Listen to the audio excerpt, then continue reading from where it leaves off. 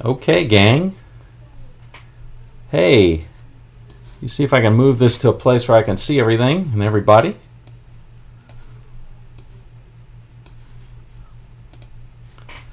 All right, gang. Let me know if you guys can hear me. I just signed on. I think I got everything synced up. It was taking me a little bit longer this morning to do than usual. Let me know if you can hear me. And if you can hear the guitar, okay?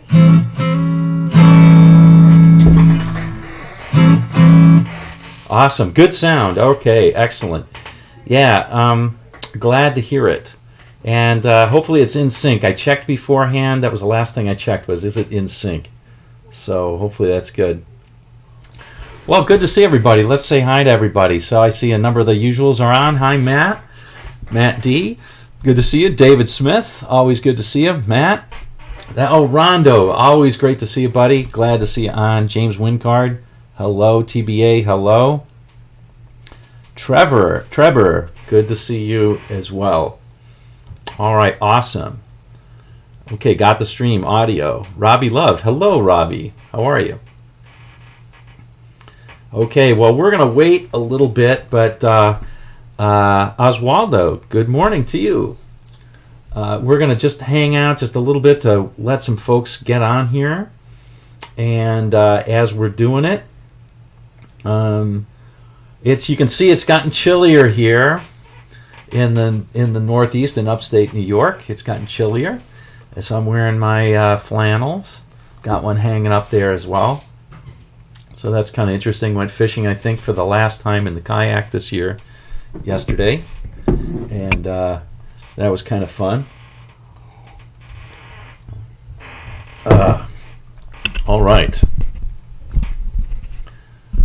Do I still own my Jaguar? Well, I do. It's not quite a Jaguar. It's a Squire, right? So I do own it, and I just did a video maybe a couple weeks ago with it. Used to Be My Girl by the OJs. I love it. It's a good change of pace, and it gets that. That's the vibe that I like, is that sort of R&B vibe, jazzy sort of thing. Yeah, we had freezing overnight too, for some folks. Hello, ML. Good to see you, and McDon BR. All right, so we're gonna do guitar fills, and I think just to kind of we'll do a more in-depth video, but I just thought it'd be kind of nice to do some of this stuff. Yeah. So, for rock and for blues and that kind of stuff. So that's where we're going. So, I just want to talk to you about it a little bit. So here's actually sort of what I'm thinking about this, and we can do more on it for sure in future lessons. But what I'm thinking about is, the situations where, let's say you've got a song. And it's basically a 2-chord trick there's a new picture up there. Colors of Fall around here, or winter actually. Let's say you have a 2-chord trick, and it's just a really simple one, like in My Girl or something like that, right? So it's just let's say it's just a C to an F, so a 1 to a 4.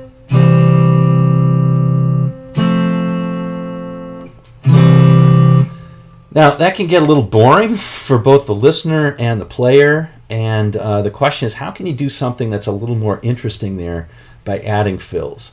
So let's just kind of talk about what that means. So it can be just anything that you're going to add of interest.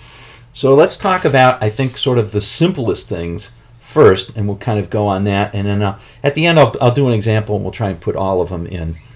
Definitely Layla has some good fills. And I think that's a good point of discussion as you're thinking about this. What are some songs that you really think of, oh, yeah, this has good fills in it? The things I think about are like the Stones and Hendrix and all the R&B stuff always has great fills. All right, so we've got that. So it's a 2-chord trick. The simplest thing that you can do is to add sort of a strumming pattern, right? If you add a strumming pattern, that puts a little bit more rhythmic interest in here. And so let's try that. Something simple, right?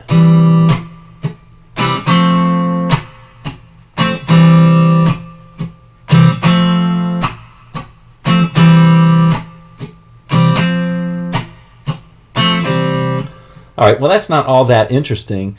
And the other thing that's going on there is we're playing full chords, right? So while that might be okay if you're playing acoustic in a coffee house, you know, to do the whole...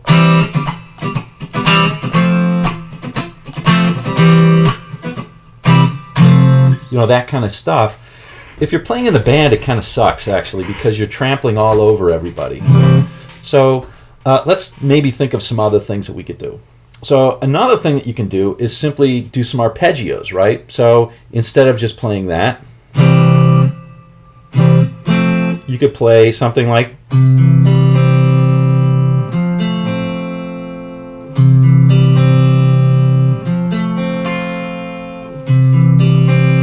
and you could add some pattern into that, right? So you could do some picking pattern maybe with your right hand. See if we can do that.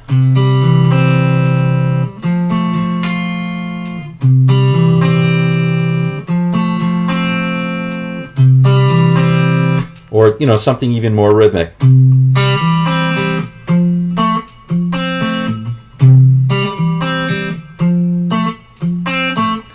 I think so far we're not really talking about what most people would consider to be fills. We're really just talking about adding some interest.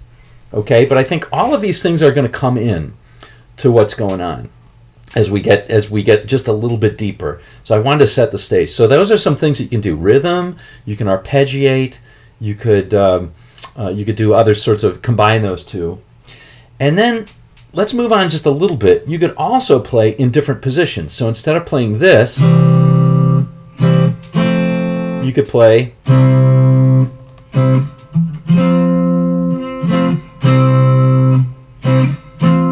right? Or now that's kind of important because what we're going to do in just a second is maybe dependent on doing some slides and some other things like that. So let's now pull out the stops a little bit and try and get to the actual fills. So let's do some of the fills that we might be able to do. So yeah, it still sounds better than what's on the radio. I think you're right. So I think what I want to impress upon you is whenever you have a chord form like this, and there was a lesson I did recently on partial chords. Whenever you have a chord form like this, there are going to be notes around it that sound pretty good that you can play, and so that's kind of where I'm going right now. So for example, if we're playing here, we could take this little piece right here, this chord, and we can try and put some notes around there that make some sense. So because this is in the key of C, we can try any note that's in the key of C. Now a lot of people will talk about using pentatonics, and that's great. If you want to use C major pentatonics, perfect. That works. Just test out all these notes. So for example, that sounds good, right?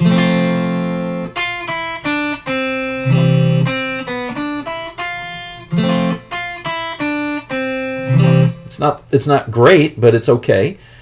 And then we can try over that chord various things like hammer-ons and pull-offs. So all that stuff sounds really good. So what I like to do is I like to take and let's just try this on the, if we find some inversions of the C chord, and let's just do strings 4, 3, and 2. We can have this inversion right here. We've got this one right here, and we've got this one right here. And let's try and find different things that we can do by playing with our free fingers, right? So this involves 3 fingers. We've got our pinky to move around, so we can try.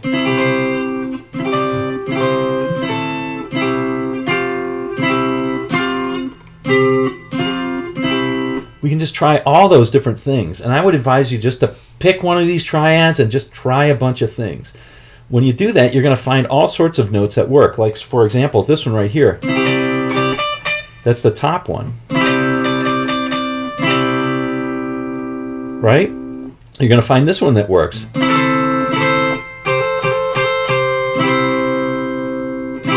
You're going to find this. All those things are going to work. And you can try that on all sorts of different string sets. Like for example, instead of playing this triad, you could try this triad.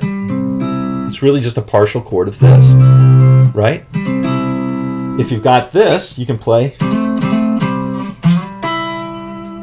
know, that kind of stuff. And that sounds great.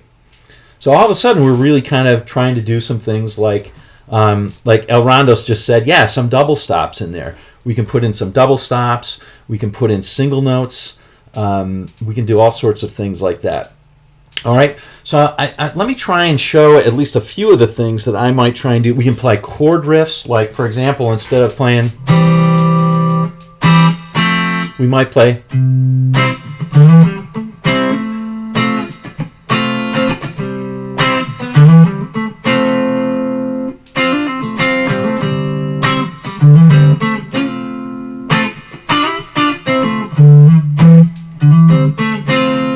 Right, all that kind of stuff works. Right, so we can do double stops, double stop thirds, fourths, sixths, or octaves. Those are all great. We can play single note sort of riffs. So let's kind of give an idea of what we can do there. I've got on my looper here. Let me see if I can try this. Let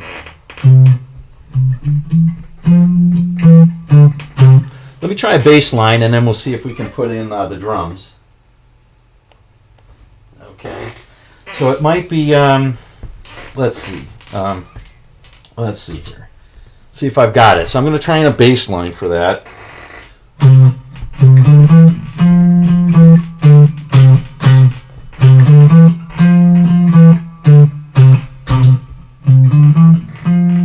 Can you guys hear that bass line? Let's see if I can put on the drums now. Okay, sounds good.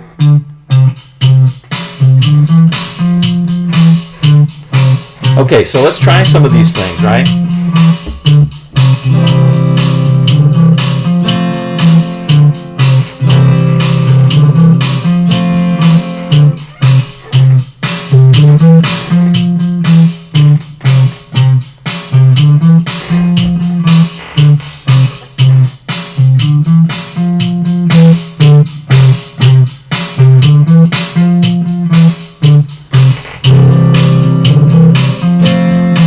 I think you can hear okay. Okay, let's try some double stops now.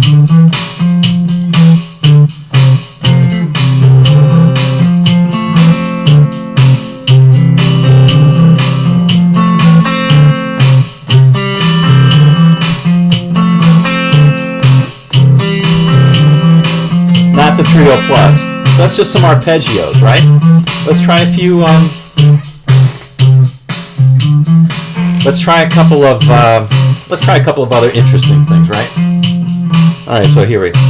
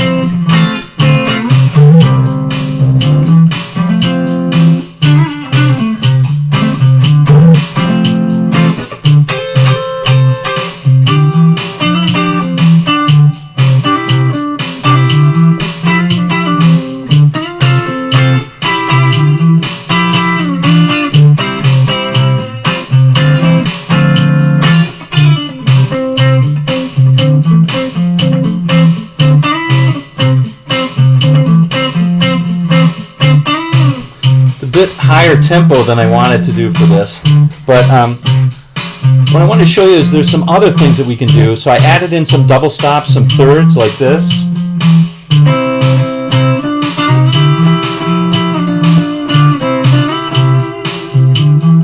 You know, you can do that kind of stuff.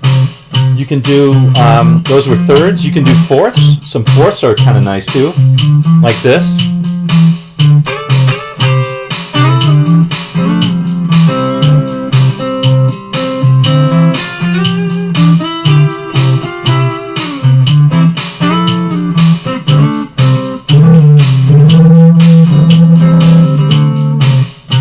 kind of nice. You can do thirds, or you can do sixth, of course.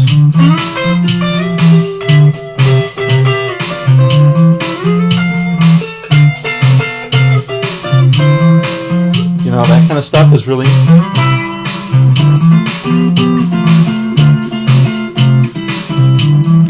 can do that kind of stuff. You can even do octaves. So let's try putting on a little more. So if I put on, so some of that stuff is going to work, and some of it's not going to work. If you're playing like single note stuff, that was a little bit faster than I wanted to do the tempo. But if you're doing single note stuff, sometimes there's not enough there, so you have to do more support. And so I guess what I was going to say is what you play and what you add is sort of dictated by the other instrumentation in the song. So if it's only bass and drums, you can't do too much single note stuff. But check it out. If we put in, say, an organ or something like that, let me try and do that. I'll do like a volume swell or something like that. Let's try that.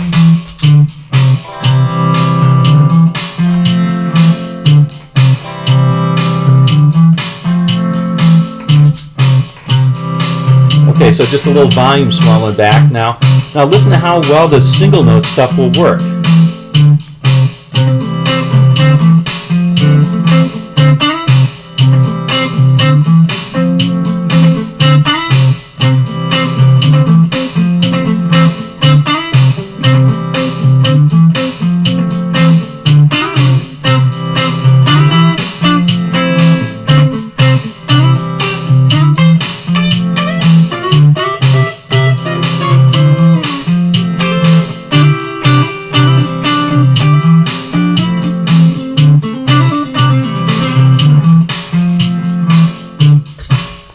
So, you know, dictating how much else is in there, those single note stuff with a palm mute sounded kind of nice in there, I think. And you could do octaves and things like that. Similar, you know, thinner sounding stuff. The more instrumentation is there, it's going to sound great. All right. So that was, like I said, it was kind of painful how fast that was. I liked it a little bit slower. Anyway, it looks like a few other people are on. GMAC is on. Geert is on. Good to see everybody. Mike Rutherford. Can I tilt the camera down a little? I guess so. We're pretty much done with that, so I think I'm going to just tilt it right back up. But let's talk a little bit now about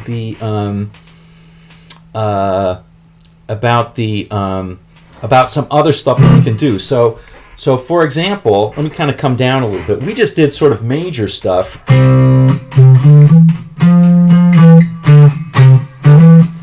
And a lot of that was kind of taking, you know, a chord form and then adding different notes around it.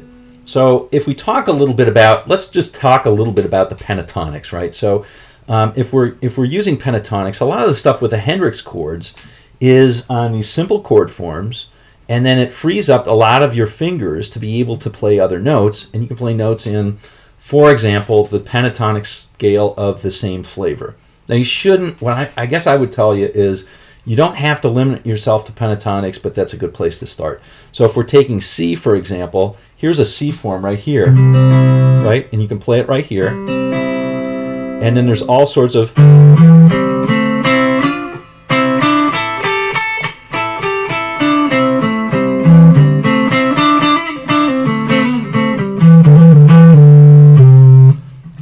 There's all sorts of stuff you can do.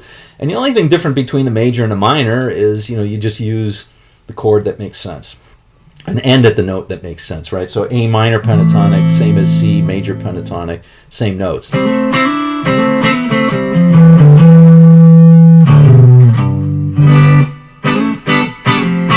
know, that kind of stuff is always played. So notes that I really like on this one, I like this form a lot. Oh, I forgot to mention suspendeds are really nice too.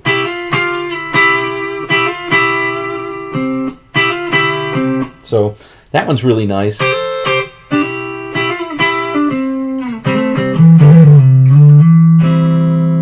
know, that kind of stuff really sounds good. let's see. I wanted to do one more. Oh yeah, I wanted to do one more style. Yeah, you can add ninths in there.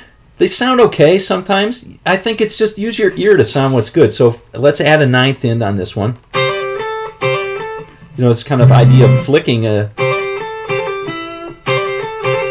That sounds good to me. All right, so that sounds good. Let's do a slightly different style, and you know, it could be any style. Will have you'll have some ideas to do some chord changes and things like that. You know, in the normal blues, like this, or there's plenty of stuff that you can do to not step on the bassist. Like, for example.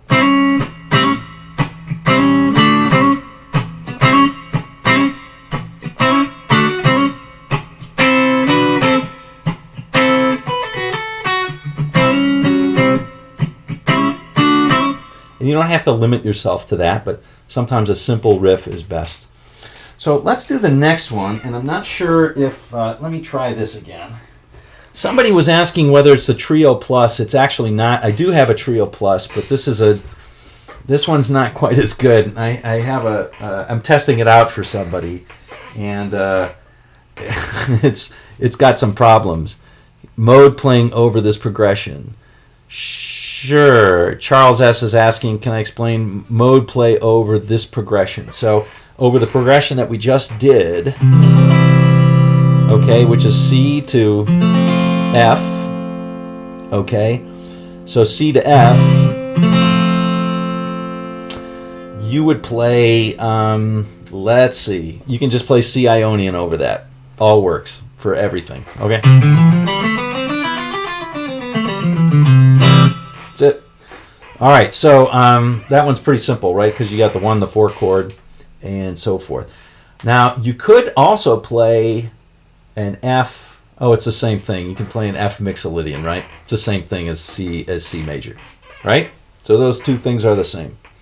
Because you can think of C as the 1 chord and F as the 4 chord, which is really kind of what it's doing because you're starting from the C and ending on the C, but I guess if you really were kind of a little bit twisted, you could think of F as the 1 chord and C as the 5 chord.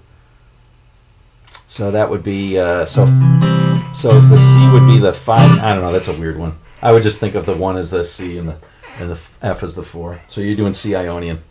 Okay, let's see if we can do this one now. This one is a blues progression. This one's more like a boogaloo. Yeah, like that. So let's see if we can do that.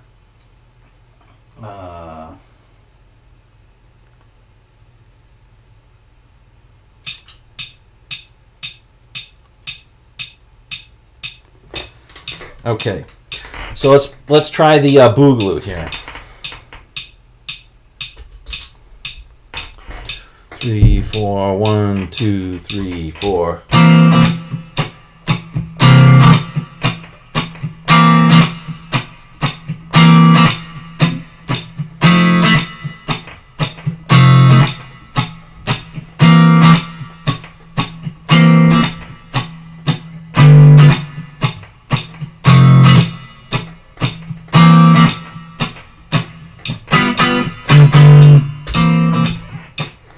Okay, so let's just stop it here for a second. This is really just a blues in C, and I didn't just pick C all the time, but this one has all 7th chords, so Mixolydian is going to sound good over these different things, so it's going to sound a little bit, we're going to use something that's a little bit more bluesy for this, for these fills. And we'll try the same thing. We'll try some double stops, we'll try some single notes, and we'll try some riffs. But this is basically a C7, an F7, and a G7 are the chords that we're playing. Okay?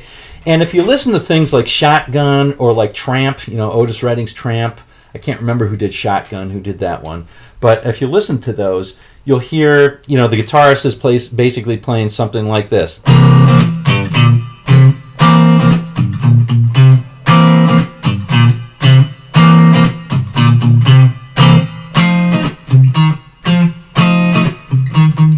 That in and of itself is a is a little fill, right?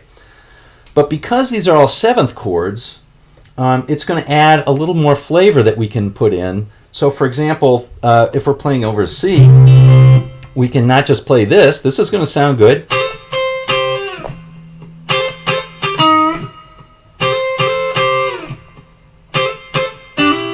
We could play that. That'll sound good. But we can also use this sort of bluesy stuff to, instead of just, and I gave it away, instead of just play something like this, instead of playing that, which is very major sounding, we could use a blues sound. So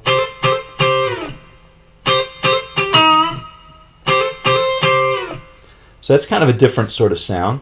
And we can also use these sevenths, right? The B flat is prominent in this because we're using a flatted seventh in that. So we can use those sort of notes.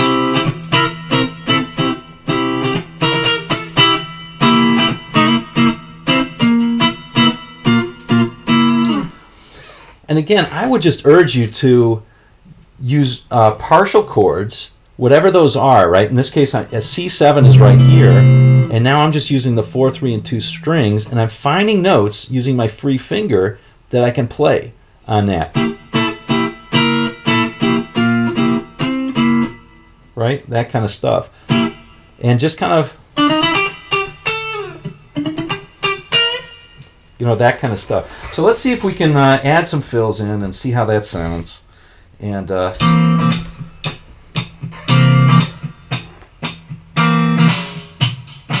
give it a real beat.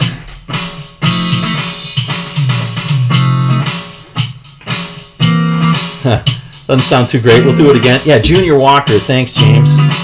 James, got it there. We'll start out with the 7.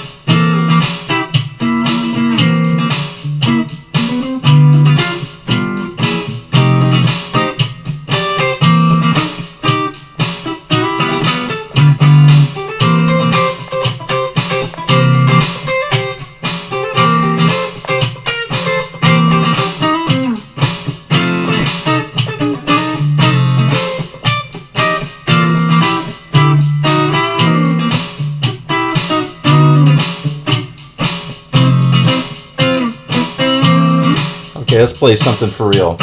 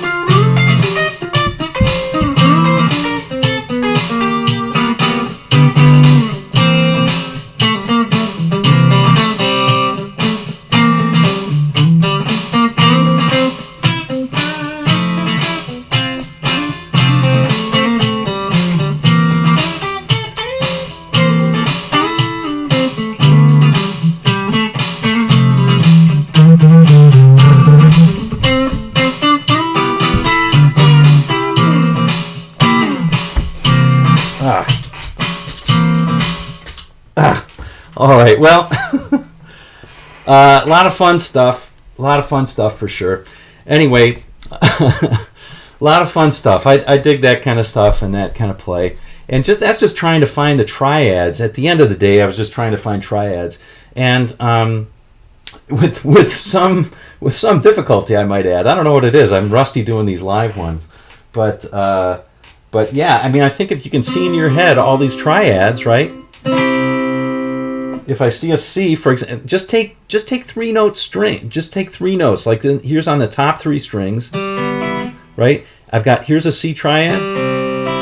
Here's a C triad. Here's a C triad. And then they just repeat. Here's another one. Right? There's only 3 of them. There's 3 inversions because there's only 3 notes. So here's one. Here's one. Here's one. Here's one. And then just take the next string set and do the same thing and do it over and over.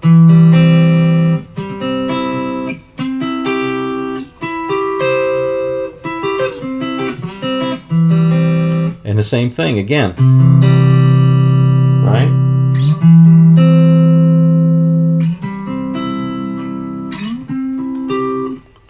All right, anyway, I think at this time I'm preaching to the choir.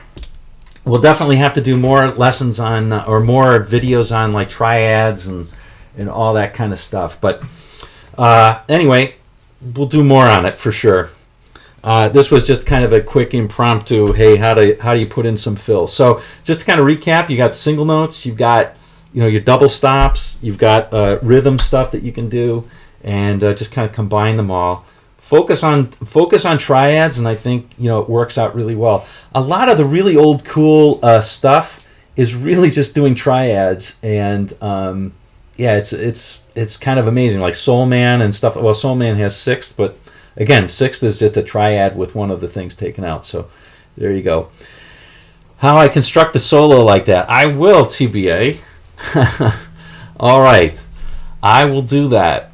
And constructed is a very strong word. Clearly, I was just kind of playing around. All right. So, hey, what are some songs that you really remember the fills from? I mean, when I think of songs I really remember the fills in, I think I was thinking, I think of Hendrix, of course, like stuff like Castles Made of Sand or, Little Wing. But then, I also think of his version of like a Rolling Stone, one of the greatest. Oh, Boys of Summer. Yeah, that's a great one. Yep. My Girl for sure. Yeah. La Bamba. I don't remember so many of the fills in La Bamba. Da da da da da da. Is it? Do they do that? Is it thirds? Right? Something like. So I don't know.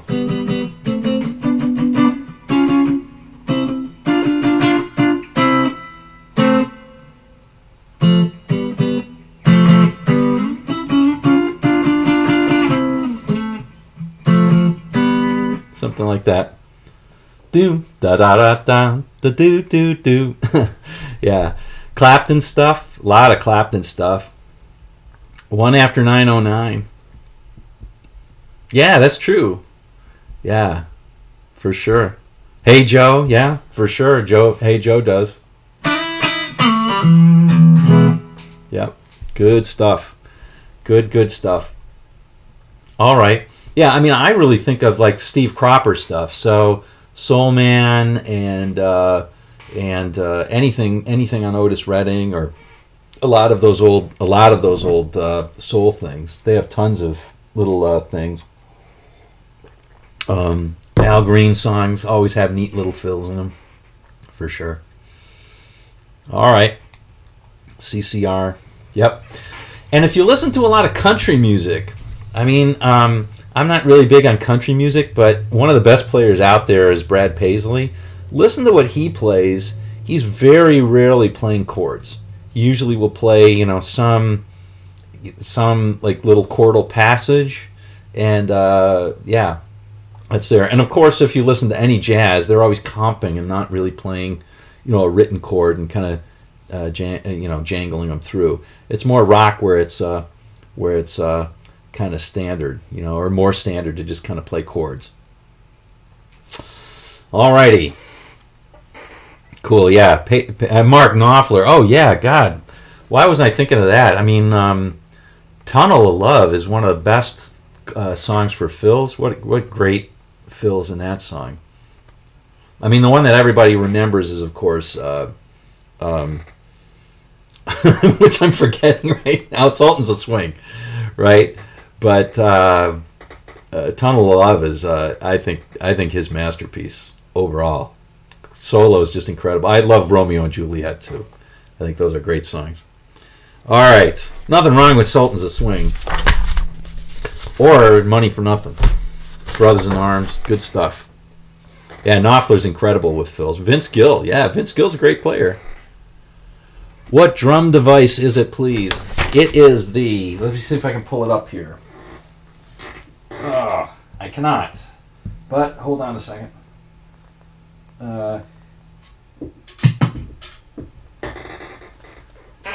It's a JTC double loop.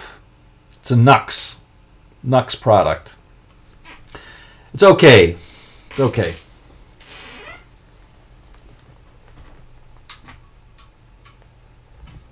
All right.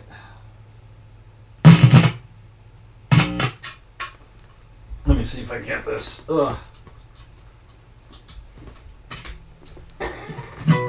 Okay, we're back in business. Yeah, so yeah, it's not bad. I have the Trio Plus, and I find that the drums, while the drum sound is not as good as say the Beat Buddy or whatever, the sensing is much better. It usually gets it right. Paisley is why country guitar playing is good. Well, Matt, no. Paisley is just one. He is a great player, and I don't begrudge him anything, but he stands on the shoulders of giants. There's Albert Lee, and there is many great. There's starting from Chet Atkins, one of the greatest players, right? So highly influential, and Merle Travis, and tons of other great guitar players that preceded him. Who's the guy that I'm thinking of? The studio player. Who's a great studio country player? Brent Mason. Brent Mason. So a lot of the stuff that you're hearing from the modern stuff comes from Brent Mason. So Paisley's great, no question about it. Urban's great too. I think Paisley's better than Urban, but whatever. They're both interesting players. All right. So anyway. Nux ain't bad stuff. Got some. Yeah, Nux has some good stuff. Jeff Beck. Yeah, Jeff Beck. He just. I think Beck is often playing his own melody, so he's the melody player. But yeah, when he does "People Get Ready," it's kind of interesting. Yep. Yeah, and some of this stuff. Instead, when you're getting to the if you listen to Hendrix, it's hard to tell sometimes what's lead and what's fills, right? So if you're playing,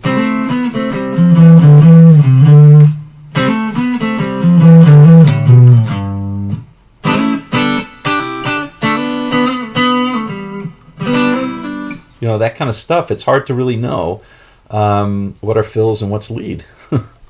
So anyway, Doyle Dokes. Don't know who Doyle Dokes is. Glenn Campbell. Good stuff. All right. Let's get on with the quiz today. Today's quiz was originally going to be inspiring rock lyrics, but it is not long. It is not then. GMAC comments that Mayer does the Hendrix stuff well. I totally agree. By the way, I saw John Mayer and Brad Paisley play a long time ago. They did a joint thing, and it really showed how much better Paisley was than Mayer at that time. Mayer improved a tremendous amount since then. It was like early 2000s, and then they did another thing later. Mayer's incredible. He's a great player. He's got a great touch, and he does Hendrix. Phil Sace is another guy that does Hendrix really well. Obviously, Andy Timmons, incredible. Incredible. Read between the lines. Has anybody mentioned John Lennon? No, nobody has mentioned John Lennon. Certainly George did his style of fills. He did a lot of... His chordal play was very rarely just playing chords. It was usually playing snippets, which makes it so good, I think.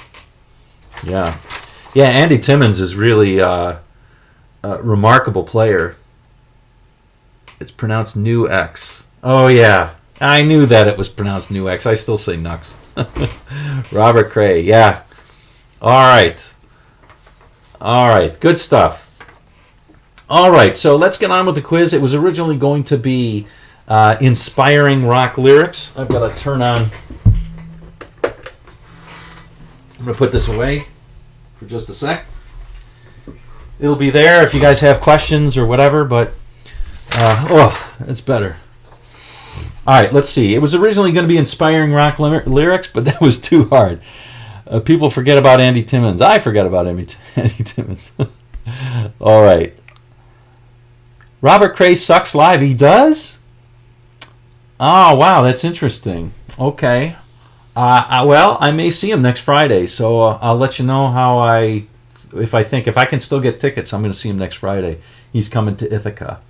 I love Robert Cray's singing, his playing. Yeah. There's this Tiny Desk concert that NPR did a couple years ago. I really liked of his. That was live. It sounded good to me. All right.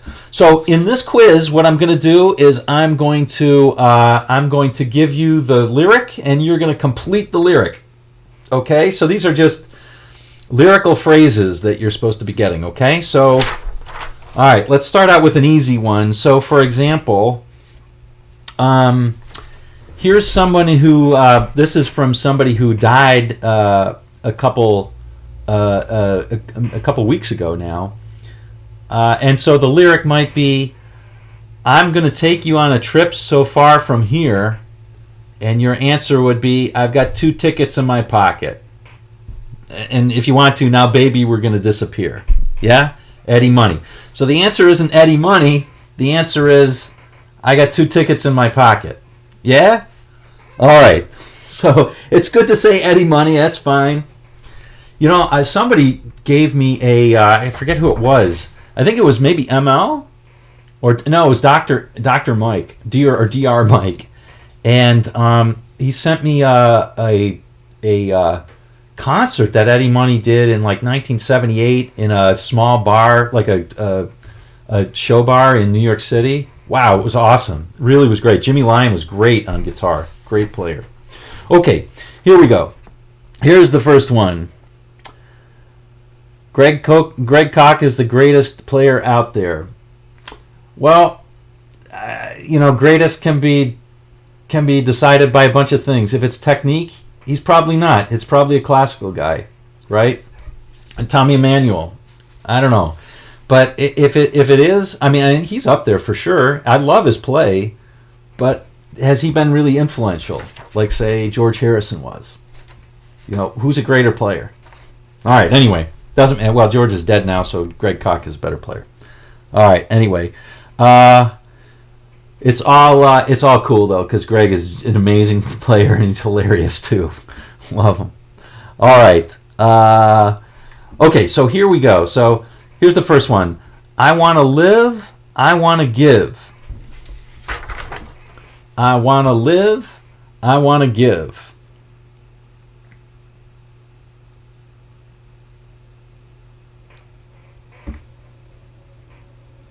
I've been a miner for a heart of gold. G-Mac gets it.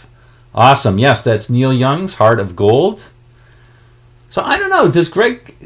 So Geert posits that Greg Koch doesn't give George Harrison much credit. I don't know. Maybe he doesn't. I mean, he gives Hendrix a lot of credit. I mean, I love his style, and clearly he derives a lot of it from Hendrix, which is great, and Jeff Beck. Okay. All right. Let's see, and probably from Gatton too. All right, here's the next one. Well, you ain't never caught a rabbit.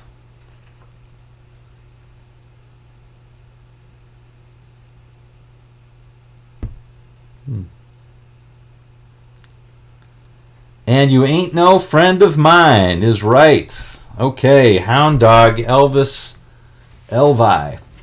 Okay. By Elvis Presley. Good. Okay, awesome. A lot of people getting it. Geert, Mac, G-Mac, James Wingard, Read Between the Lines, El Rondo, Robbie Love, Scooter C, Trevor, Ron Shack, McDon VR, David Smith. It left the building. That's great. That is great. All right. So that's disappointing that Greg Koch was looking at the George Harrison Telly model and he didn't mention George's name. Well, I'm guessing that he would give him some credit. Greg Koch seems to be a humble guy, and he gives a lot of players credit. So, I don't know. Maybe he just wasn't influenced that much by him. Anyway, it is what it is. Not going to hold it against him. I mean, it just blows my mind how good a player he is when he plays. Okay, so here we go. Here's the next one. Mommy's all right, Daddy's all right.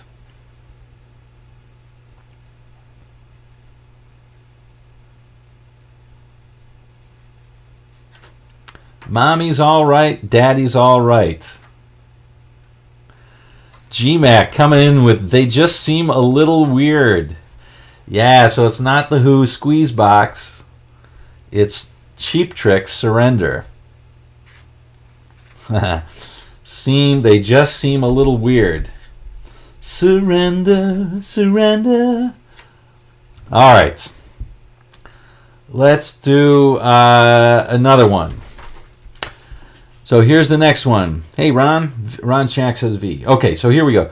For well, you know, it's a fool who plays it cool by making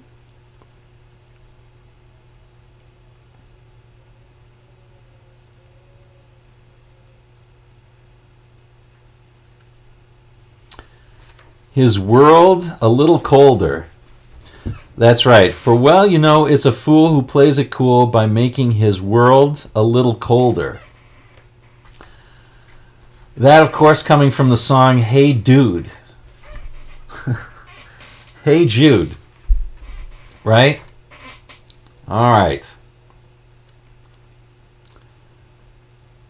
Okay, this is my weekly type faster lesson. Okay. Okay, here we go. Just hold on loosely, but don't let go.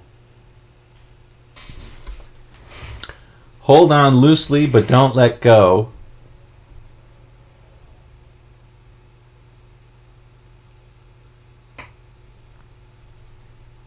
What's the next line?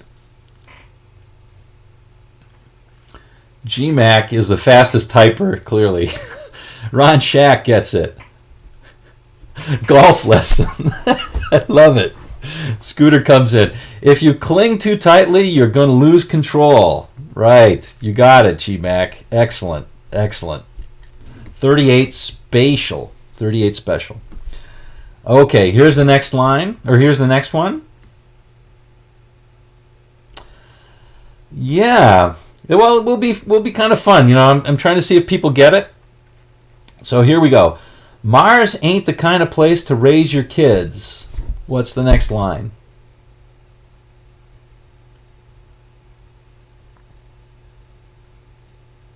In fact,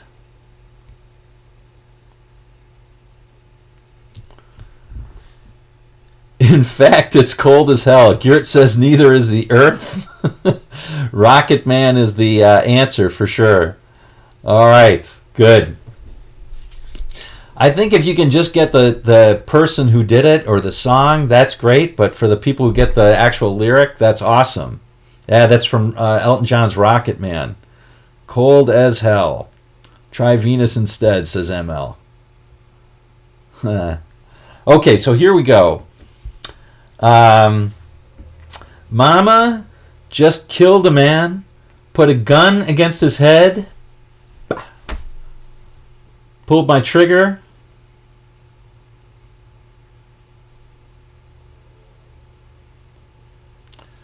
and Geert says now he's dead. That's right. Pulled the trigger, now he's dead. That's right. G-Mac, Geert, Ron Shack, Read Between the Lines, Murray Bennett, El Rondo, McDon BR. Scooter C says Daddy's not all right. Let's hope that's not the guy. That's right, Queen. Life has just just begun. All right. Now Freddie's dead, yeah. Okay. I never lost 1 minute of sleeping, worrying about the way. The way what?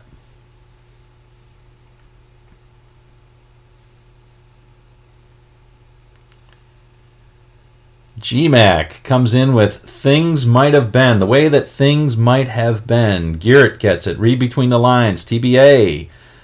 Trevor. Scooter. Close enough. McDon BR. All right. A few people getting that one. That's Proud Mary, right? Keeps on boining. All right. All right, let's see. But if this ever-changing world in which we live in makes you give in and cry, say what? But if this ever-changing world in which we're living makes you give in and cry, say what? GMAC with Live and Let Die. Garrett, BRP. You've gotten a few of them. I haven't given you a shout out. Trevor, TBA, Read Between Lines. Scooter C, Gib, McDon BR, TBA, David Smith, Ron Shack.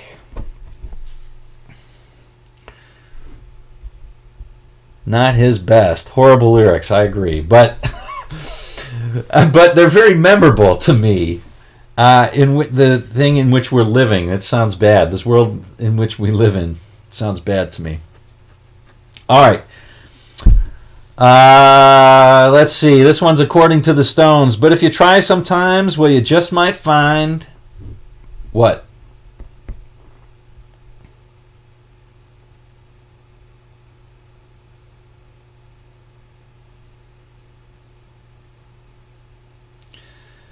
You get what you need, says Garrett and BRP and Trevor and TBA. Doesn't say it, but he says something. ML, David Smith, McDon BR, TBA. Yes, it's when... Yeah, the Live and Let Die period is definitely in his portmanteau period. Just like Day in the Life, I guess, right? A lot of Beatles songs were kind of like that he got into. I think that's his best style. That's what I like best. But whatever. It is what it is. Uncle Albert and Band on the Run and all sorts of other stuff. Okay, a lot of people got that one. Okay, they're sharing a drink they call loneliness, but it's better than what?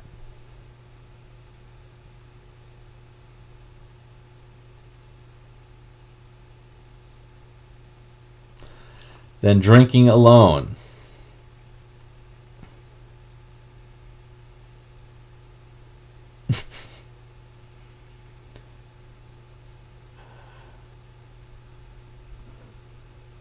Say. I like My Brave Face a lot of his later stuff. I mean, there's some great lyrics for sure that McCartney did. Long and Winding Road and Tomorrow and all sorts of other nice stuff. Long and Winding Road is beautiful. For No One, Eleanor Rigby, really nice for sure. Okay, anyway, Billy Joel. Back to Billy Joel. Better than drinking milk, says James Wingard. Melody of Say is interesting. Okay, so let's see. Let's move on to the next one. You broke my will, but what a thrill. Blank. What's the next line?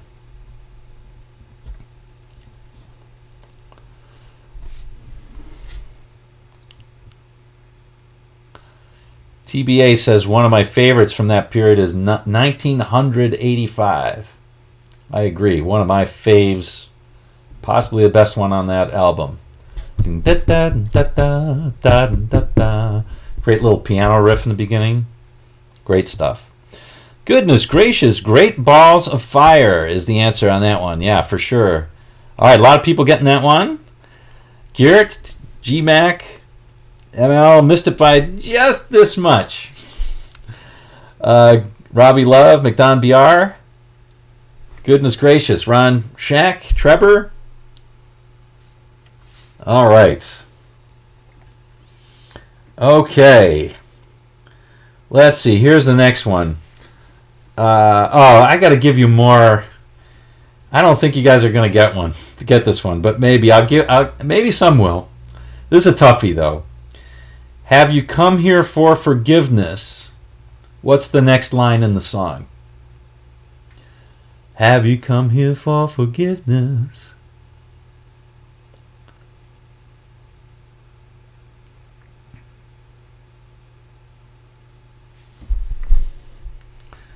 Kieran TBA, you guys are nuts. You guys are nuts. You don't like Jet? You don't like Mamunia? You don't like Picasso's last words?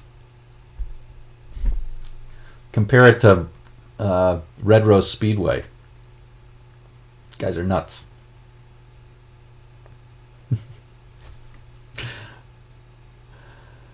All right.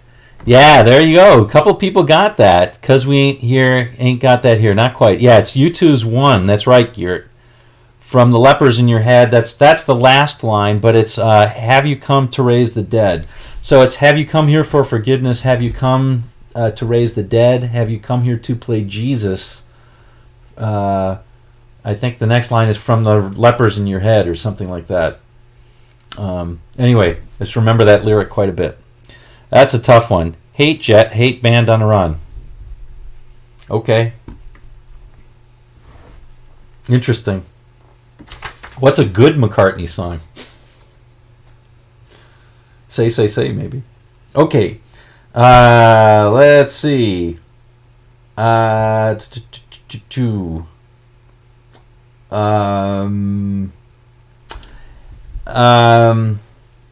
Let's see. And the people bowed and prayed to what?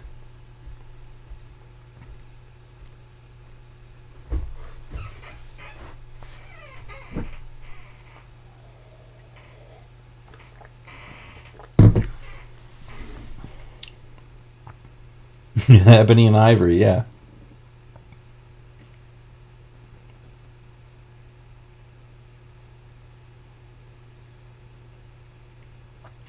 Sounds of Silence, that's right. Neon Guide they made. No More Lonely Nights. Really? Wow. Okay. Let's, all right. Let's go on to the next one.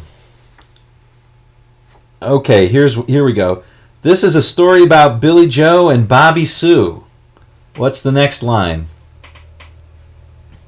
This is a story about Billy Joe and Bobby Sue.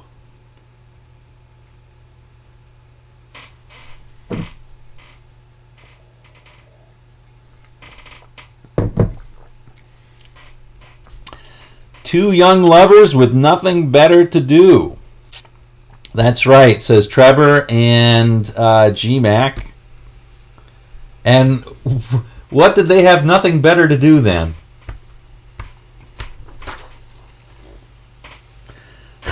That's right, G-Mac. They didn't have anything better to do than sit around, get high, and watch the tube. All right. Okay, let's see. Here's a toughie. Once upon a time, you dressed so fine.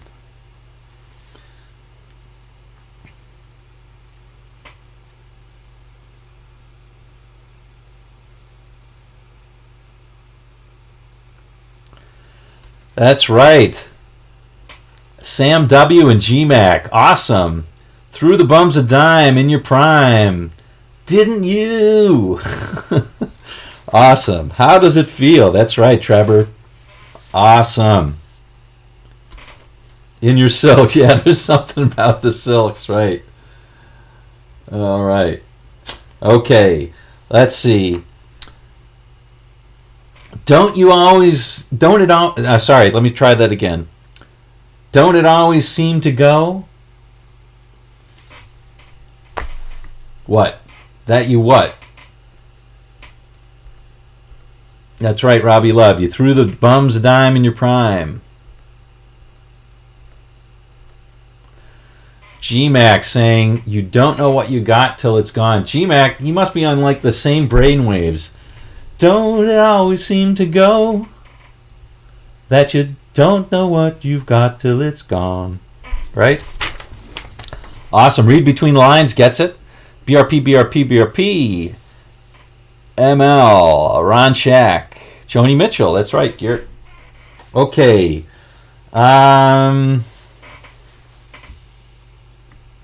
Okay, let's try this one. You can hide neath your covers and study your pain. Make crosses from your lovers. What's the next line?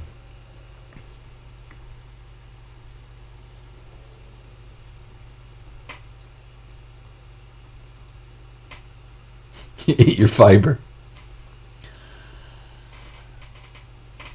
It is Thunder Road. That is correct.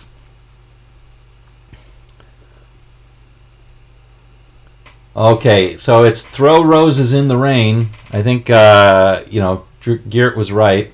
Waste your summer praying in vain for a savior to rise from these streets. Okay, it's very, very much Bruce on that one. Okay, no Bruce fans on this one. Okay, let's just do a couple more. Trouble ahead, trouble behind. And you know that notion.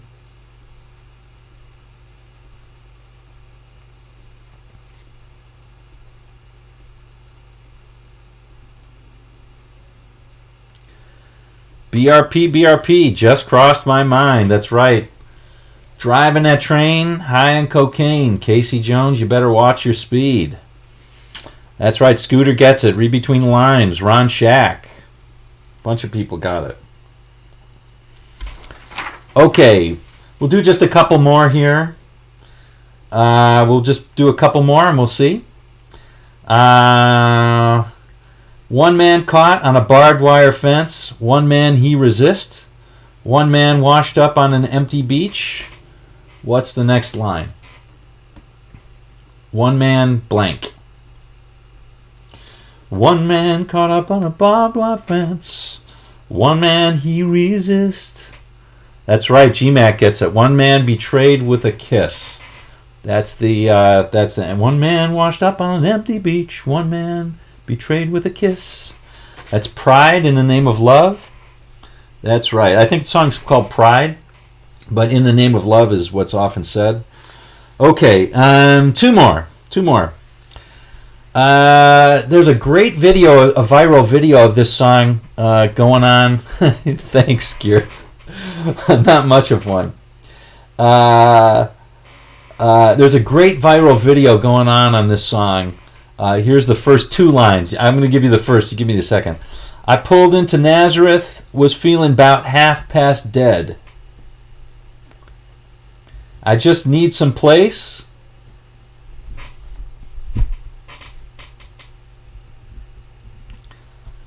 I pulled into Nazareth, was feeling about half past dead. I just need some place where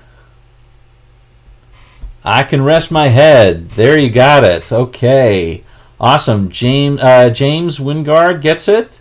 And a couple people saying the wait. Yep, getting that. TBA. Sam W. Geert. Scooter C. Read between lines. Ron Shack. David Smith. All right. Annie. Okay. All right, last one. Don't go dissing the band, man. Don't go dissing the band. Don't do it. Just don't do it. Okay. Here's the last one. If I leave tomorrow, blank.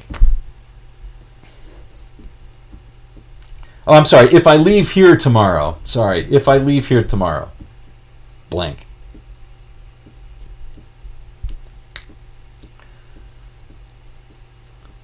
That's right. GMAC gets it. Will you still remember me? James, I think it was close. You got a different line in the song. Will you still remember me?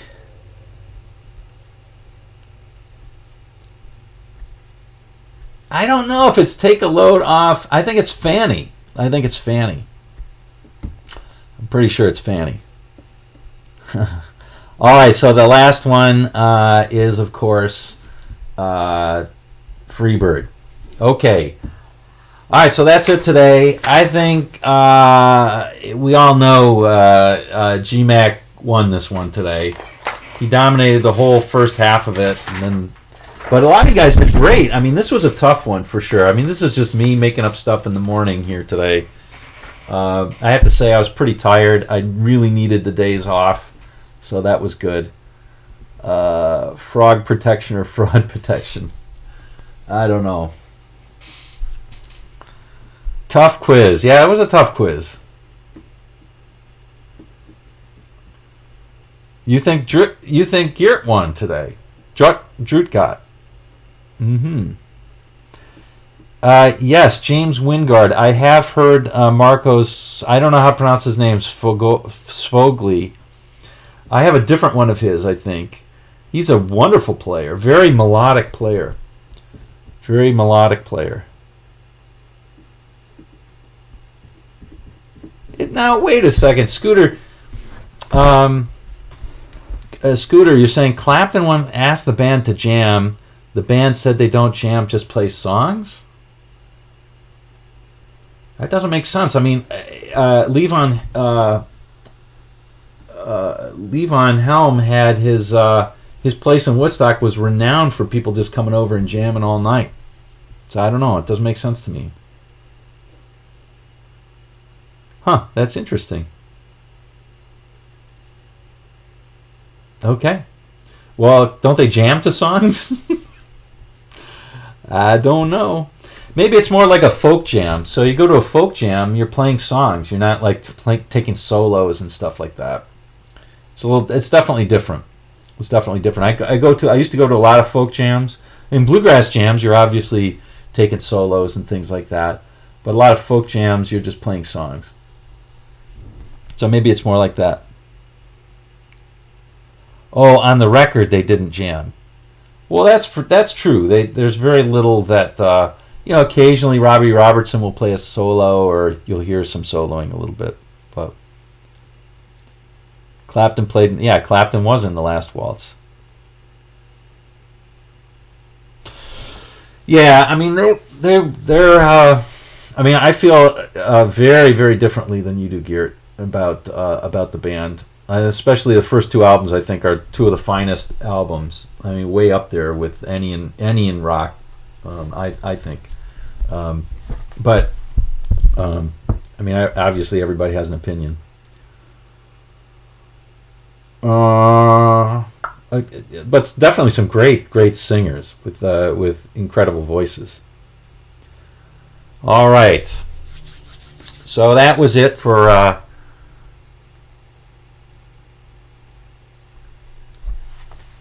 Yeah. No, they were definitely influential for sure. For sure. No, I mean, I'm just saying that's one of my top albums that I would listen to over and over and over and have, in preference to many other albums. If I kept 10, that would definitely be one of the 10. If you asked me to only keep 10, it would be definitely one of the 10. The band's first album. I agree. Read between the lines. Just love their stuff. Love Rick Danko's voice. Just love it. And Levon's too. Actually, all of them, but mostly Rick's. Hey, we should do a top 10 albums. That'd be fun. My number one album, Band on the Run by McCartney. No. I really don't like McCartney's solo stuff that much. I really don't think it's that good. I mean, the thing is, it adds up over time. He's done so much of it. So if you take the best of McCartney solo, he's got a lot of good stuff. But most albums that he had a ton of losers on them.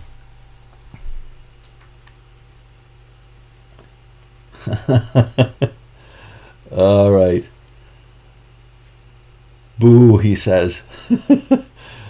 Well, the first album was Big Pink. Oh, is that right? I was talking about the one called The Band. The one with Jemima Surrender and King Harvest and Jawbone and all that kind of stuff. Richard Manuel. Oh, yeah. Richard Manuel had a great voice. Well, I think both Richard and Rick Danko had those haunting voices. I mean, Levon too. I think they all had this really aching sort of sound. Doobie Brothers. Yeah, Doobies were good. I don't quite put them in the same league personally, but I like them a lot. I like them a lot today. Hey, all right, El Rondo. We'll see you. Thanks for joining. Appreciate it. It was somebody who came in and loved Greg Koch. I think we scared him off. I must have said some things upset him. We were upsetting him. I love Greg Koch's playing. I just used to listen to, when he does the Wildwood demos. It's just great listening to him play and joke around. Oh, you think it was Greg Koch? Jeez, I hope not. That would have been awesome to have him on, but I don't think so. I think he would have called it himself. I don't think he would have talked about how great he was. All right, ML. See ya. See ya. Yeah, Greg really is funny. He seems like a humble guy to me. And no, the thing that I liked about him the most actually wasn't his play. It was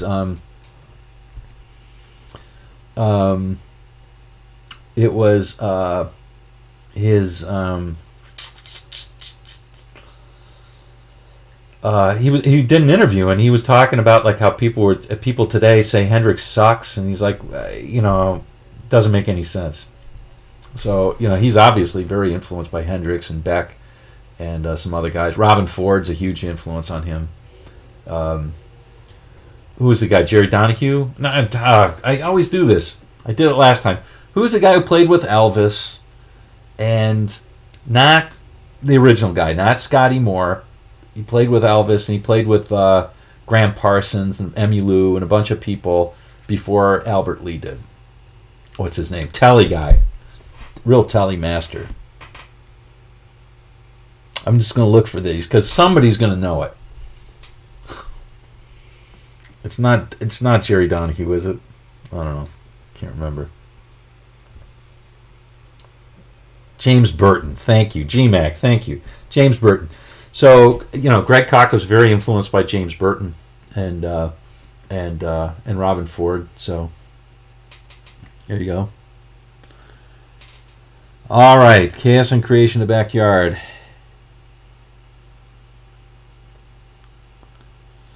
Tom Petty. Wasn't Tom Petty basically a rhythm player? Yeah, I think so. I mean, he could play lead, but it was mostly Mike Campbell who would play the lead. But Mike Campbell did have a lot of really good fills. Really good, really excellent fills. And his lead was kind of fill-based. If you listen to a song called, it's called Hard on Me. Sounds like an AC/DC song by the title, but it's not. Actually, it's really it makes you feel, it's an empty feeling song. It's really a depressing song, and it has that sort of typical sort of Tom Petty emptiness. Mike Campbell's fills on that are just fantastic, so you should check it out. If you like Tom Petty, check out that song. It's on Wildflowers, what the album that he did after the Heartbreakers broke up, and it's just him and Mike Campbell and some other guys. Okay. Petty played bass too. TBA has given me a shout out for my lesson on Running Down a Dream. Thanks. I did one a long time ago on It's Good to Be King too. So you should maybe check that out. That was a good lesson, I think. One of my earlier ones. Breakdown. I think I have some other ones of Tom Petty too. I think I have 3 or 4 of Tom Petty's. I can't remember. James Burton, thanks McDon BR, and thanks GMAC. All right, yeah, no problem. Read between lines. Yeah, I love Tom Petty stuff. It's such a shame he died. Sounds like it didn't need to happen, Yeah. Yeah, I really like Tom Petty's stuff. I agree, David Smith. They were a perfect match, and they have a sound like nobody else. They really did have a sound like nobody else. The No Hair Lessons. Classic MC. Yes, the No Hair Lessons. That's right. Very funny. That's true. He was a chain smoker, yeah. Yeah, a lot of those guys were. I mean, did you hear? Did you hear how he talked at the end of his life? Is like, just like that.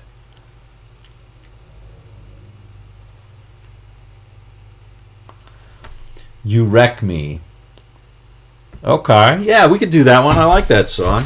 I'm struggling to remember the solo, but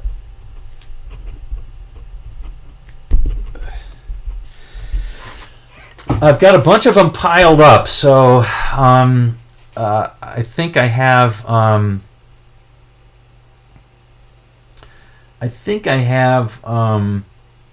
Some time for some solo things to do. So if you guys have some solo things to mention, I'm all ears. If you guys want to talk about some of the ones that you might want to hear coming up. So You Wreck Me is a good one. The End. The End's a toughie because it's so many people switching.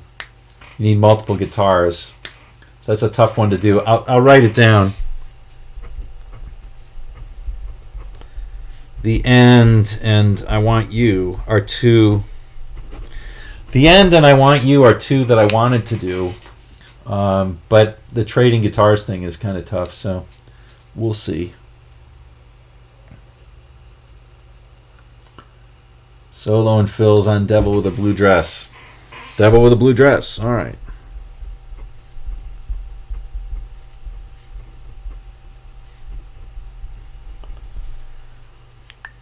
Okay, yeah, good one. American Girl.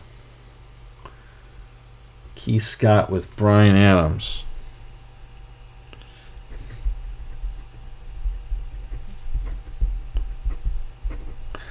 So what Bryan Adams... I did a couple of Bryan Adams. What would be a good Bryan Adams one?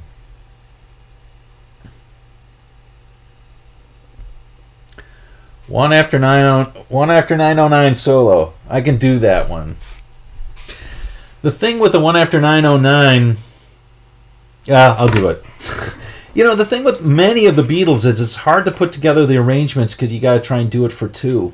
And in that one in particular, they have that dissonant stuff that's going on in the opening, and you really need the two guitars. I find I can't do it on one. I couldn't find a good arrangement to get that sort of really dissonant sound in the opening.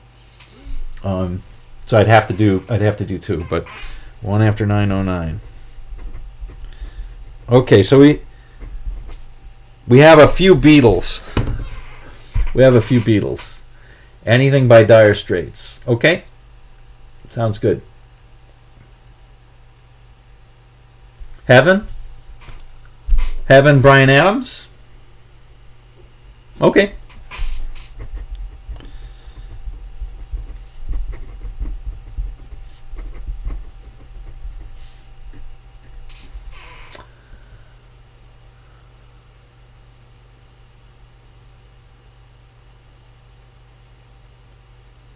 It's Only Love by Adams and Tina.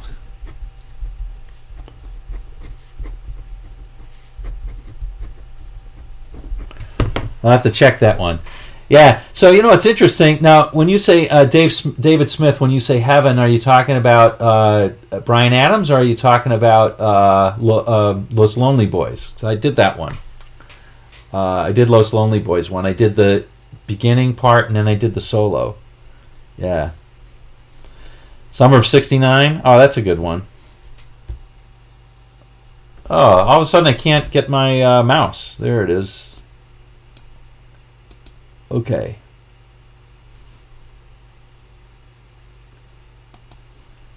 Here and Now by Delamitri. Okay, we'll check that one now.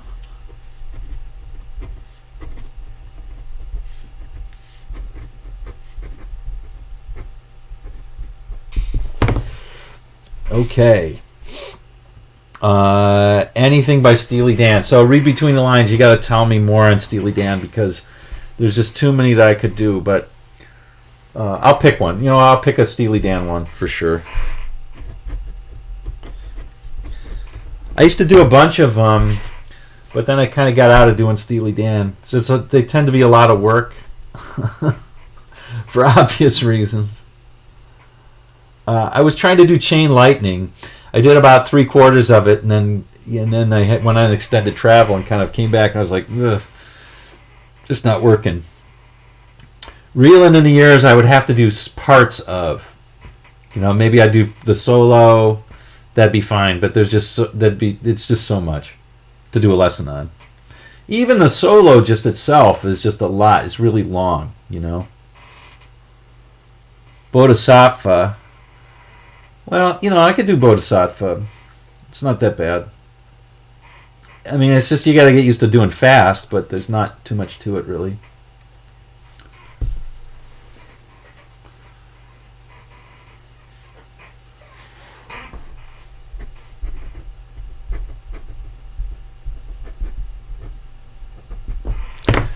But, teaching and saying, okay, and now you do this, and now you play this note, and now you play this note would be forever, right, on Bodhisattva, because there's like 1,000,010 notes. Dirty Work. Oh, Dirty Work's a beautiful song. I love that. You know what I like? I like some of the later ones. I like Third World Man. I like the solo in that. It's really nice. Third World Man. Anything from Katie Lyde I love, pretty much.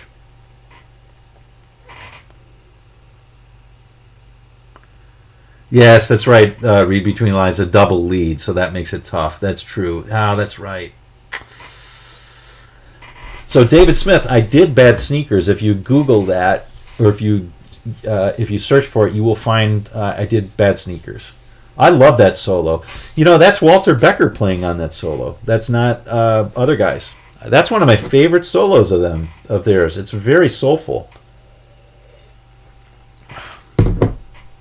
Very soulful. Kid Charlemagne I did. I'm going to do that one again. So, because I didn't like the sound or the bends I got on. It's one of my first videos. One of my relatively earliest videos that I did. Also, the beginning to Don't Take Me Alive. So, yeah. So, I did both of those. I should redo them.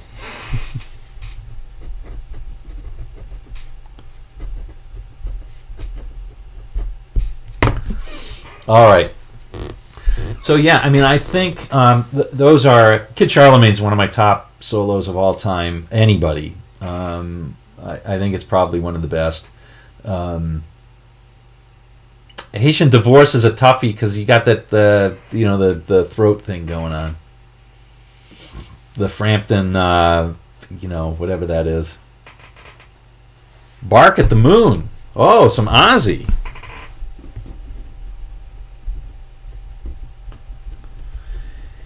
I should probably do some Ozzy because it would get a different crowd. No offense to all y'all, but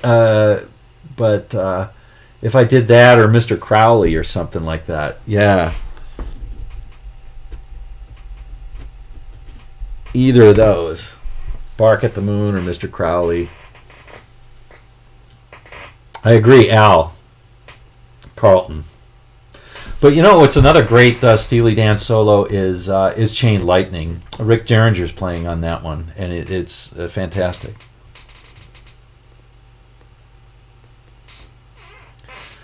So Geert said Robbie and Clapton's lead in the performance of Further Up the Road by The Last Waltz. So I'll listen to that one.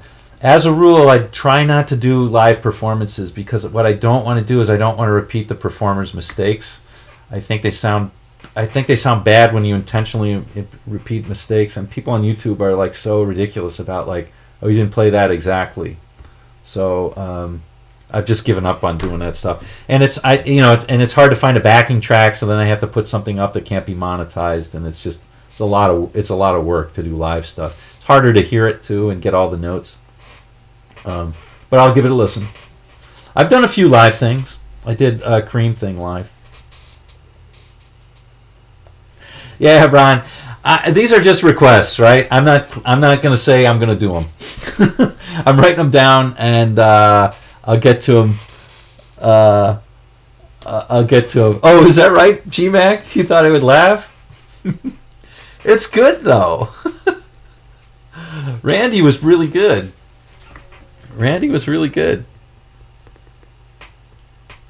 And no problem, Gear. It's always good to ask about it, but generally speaking, I mean, and I've done it. I did the Frampton I Want to Go to the Sun solo, and I did some other ones that were live. So if I can do it, I'll do it. The other thing that I see, sometimes people don't take no for an answer, or don't take. I get some funny requests. I think I told everybody that one guy who said, "Oh, I want you to do And You and I by Yes." Now, I love that song. One of my favorite songs, really, of Yes. I love the song, but he wouldn't. And I said, "What part do you want me to do?" And he said, "All the parts." I said, "Well, I'll do a part of it. What's your favorite part?" And I'll do that. And he said, "No, you have to do all the parts." So in the end, I just said, "No, I'm not doing any of it then." It's just kind of ridiculous. So I'll listen to. So what I'm telling you is, I'll listen to it, and if it's doable, I'll do it. And because I like that stuff. I like Clapton's playing a lot. Robbie is okay, but I like Clapton's play a lot, and I like The Last Waltz. I have a copy of it. It's one of the few videotape or DVDs I've got. So, but I really thought it was funny. And with live performances, sometimes a solo will go on like 10 minutes, and somebody will say, "Oh, I want the whole 10 minutes." I'm like, "Yeah, I'm not going to do that." So, all right. For pay, yeah. But even so, Ron, I remember some guy once told me, "Oh, I'll give you $5." I'm like, $5? Yeah, thanks.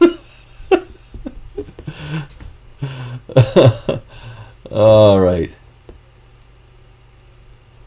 Oh, wait, who's Private Tricker? Oh, James. James is a really good player. I like his attitude a lot. And, he just does covers all the time. So he just pumps them out. It's good stuff. Good stuff. James is good. Now, he seems like a nice guy. Now, I heard that he doesn't take comments and things like that because of some bad stuff that happened to him.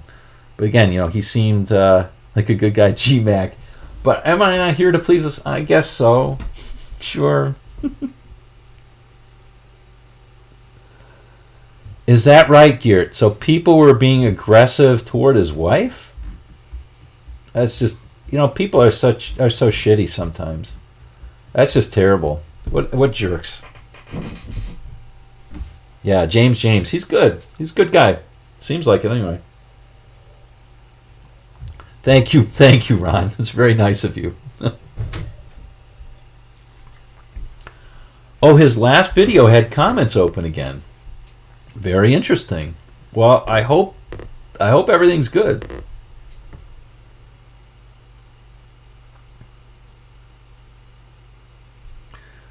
Malcolm Young. Scope Dope says Malcolm Young. Yeah, Malcolm Young was great at rhythm, for sure. Back in Clapton further on down the road.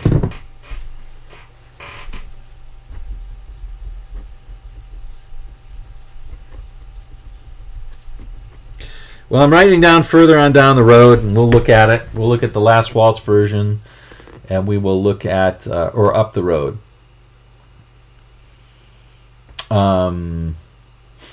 You were very welcome, Ron. And we'll look at that. So I've got a pretty good list here. I've got some old. I've got some new. Yeah, I think I probably will give Mr. Crowley a shot. I may as well get my fingers going a little bit. Why not? King Crimson. I don't know. All right, thanks, Read Between the Lines. Thanks a lot. See you around. Through the Years stuff. Oh, Adrian Belew. Oh, the stuff with Belew. Yeah, Adrian Belew is really good. I like his solo stuff a lot. I love Lone Rhinoceros. I think it's just great.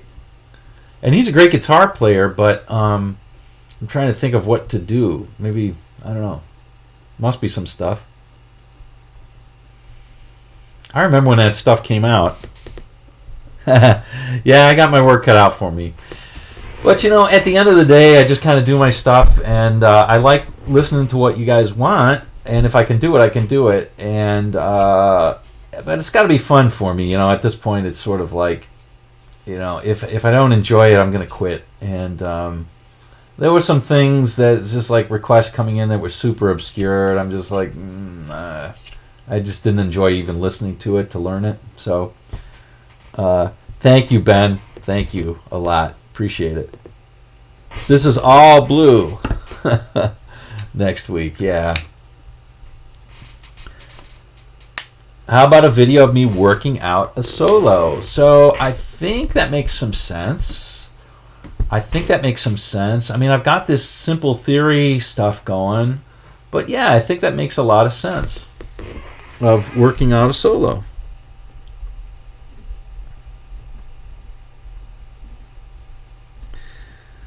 I mean, I think some people would be surprised what I do.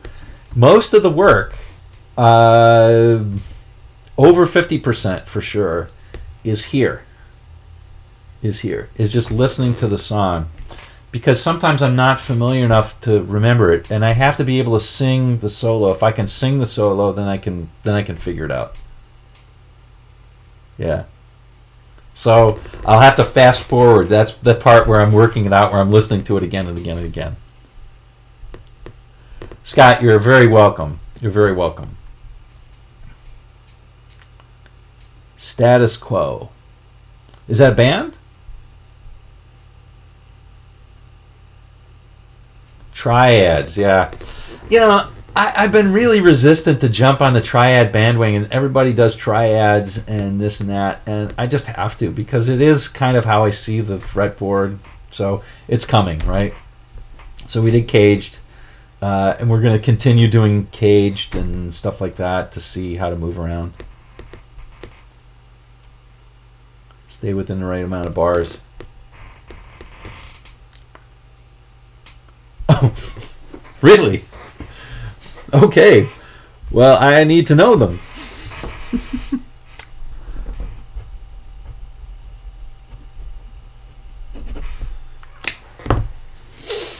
Status Quo. It don't sound like a band I'd want to listen to. Rock blues band from the 70s? Huh. All right, Trevor. See ya. Okay. Okay, McDonald BR. See ya. Yeah, I don't know him. How do I not know him? I don't know.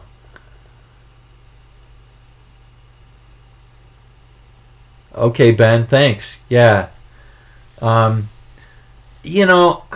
think it's good to learn from multiple places. When you're learning how to play a solo, that's fine, it's good. And then once you know it, it's good to look and see how somebody else does it too. I am a big believer in, I'm not one of these people who very often will say, oh, that's wrong if it's basically the right notes. Because, first of all, the spirit of rock and roll is supposed to, it isn't supposed to be perfect. It's supposed to be, it's supposed to be, if you can convey basically what's going on, it's great. Now, there are some riffs that you want to get pretty much exactly right. Jimmy Page's Whole Lot of Love riff or something like that. You really need that sort of dissonant bend. But to me, the idea of whether you're playing it up here or you're playing it down here on different strings has a lot to do with the timbre that you want, right? Thinner strings have a thinner sound, a little bit brighter. Lower strings have a little bit darker sound. But also it has a lot to do with your hands. So if you take a player like Paul Gilbert, the guy's got giant hands, if I recall correctly. Now, I have not so big hands.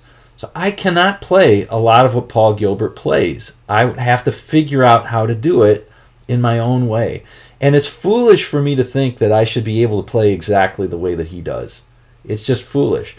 Now, should I do it within reason? Sure.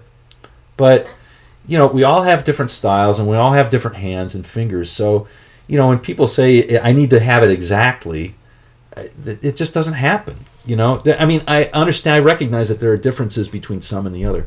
So it's good. There's a long-winded answer, but it's good to be able to figure out what works for you. So if one person's lesson is good, great, that's awesome. And if one that I did brought out maybe a different position or made you think about it in a different way, that's good too. So it's all good. It's all good. Find a small piece that makes sense. Find something that makes sense for you on the fingerboard and latch on to that. Anything that starts to make sense for you on the guitar is great, because then you can start making your own music with it. And that's what it's really all about. At the end of the day, it's not just playing somebody else's stuff. All right. Let's see. Oh, I see, Scott. I tend to continue playing past the amount of time that's allotted for the solos. Okay. So we'll have to think about that.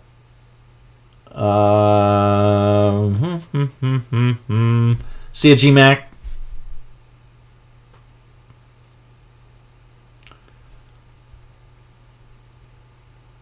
Willie Timmermans. I have very little hands and very short pinky. Yeah.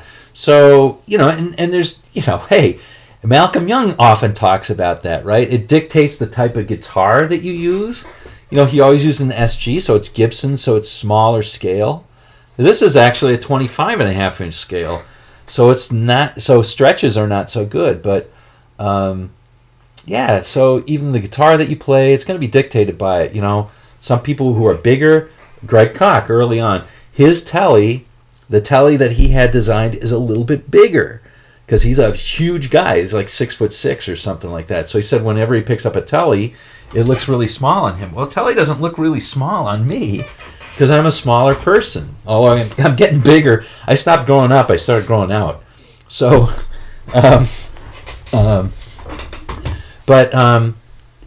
so even stuff like that, let's not kid ourselves and not think that the feel of the guitar on your body isn't part of how you play. So it's all good, man. It's all good.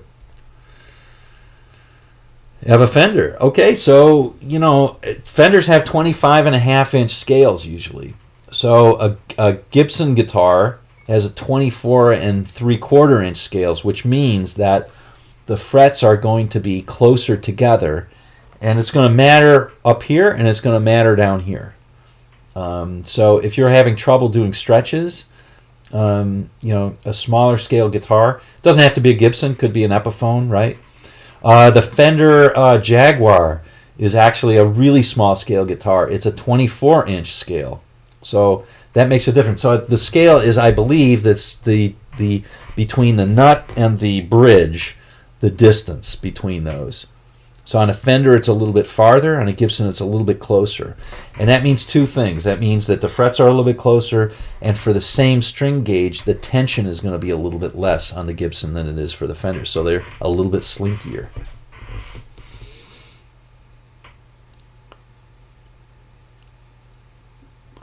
Okay, let's see. Scott Thrasher, how do you go about convincing others of that? Drummers and bass players listen to songs and key on parts in the lead to trigger coming out of the lead. Oh, I see. It does have a lot to do with listening. So we can kind of answer that a little bit. Ron Shack says a strong pinky use. Yeah, I think if you use a lot, you get good at it. Do I recommend sticking to a strict time for practice? Always do too much and end up missing days. So that's David. That's a great question. So I'm ambivalent with that. I'm of two minds, I should say. So with beginners, it's really, really important to do it every day. So to play every day as opposed to playing, say, 2 hours on a Saturday, right? So there's that's going on. It's just to kind of get things to click in your head. The people who are more advanced, and I mean that for a lot of things, like I gave Find the Notes on the Strings the other day. One of my students that I teach, that's basically it. He's not a super advanced, he's not a beginner, I'll put it that way. He's sort of like a maybe late or early intermediate player, I put him at. but he doesn't know the notes on the guitar, and that's a huge hole for him. So if he doesn't do this now, it's going to be a problem for him later. So basically, I'm urging him every day, take 10 minutes and just do these find the note exercises. It's not fun, but do it every day for 10 minutes and do that for a month, and then you can stop because you'll know it and you're not going to forget. But I think you're talking about something different. So in theory, I like having a set time to practice, because then you can write down what you're going to practice over and do that, and you can study on it. In practice, a lot of times, the only time I have to practice is on a Saturday morning or on Sunday morning.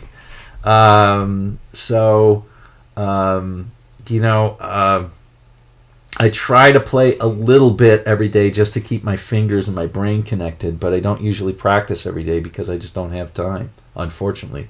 I need to carve that out and do at least 15, 20 minutes. All right. So it's good.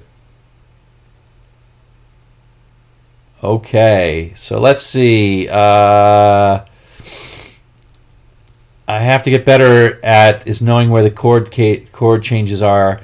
Before I started thinking about chord tones and cage, I could just think of a scale, and remembering chords was not an issue. So, yeah, that's a good... So I'm going to try and kill two birds with one stone. Garrett, I think that's a really good observation to Scott's question as well. Knowing when to stop and knowing when it's coming up to the end is really a question of knowing the changes in the song really well and knowing how those changes work together, right? To really know the song really well. So, if we're playing, say we're playing with a basic blues, right? So if we're playing a basic blues and we've got, it's a 1-4-5, right? But you don't just play, it's not just, that's not the blues. The blues is, specific structure. So if you put the structure of like a quick blues, it would be, one bar of, let's do it in A. It'd be one bar of A, then one bar of D7, or D. I'm just playing any D dominant, right? This is a D9. Back to the 1 chord for 2 more bars. Then I've got a third. Then I go to the 4 for 2. Back to the 1 for 2. Now to the 5 chord. 4 chord. Now the turnaround, right?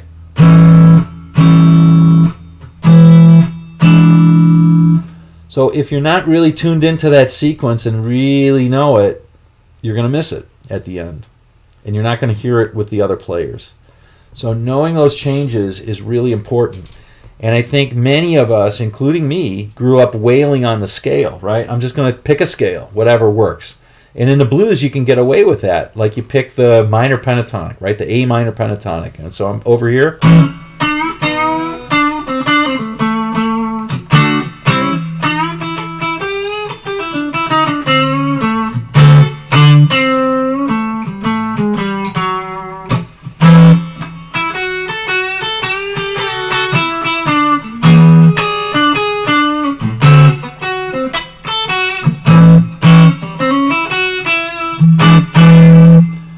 I could play that, but the only reason I know that is because I know the changes inherently, right?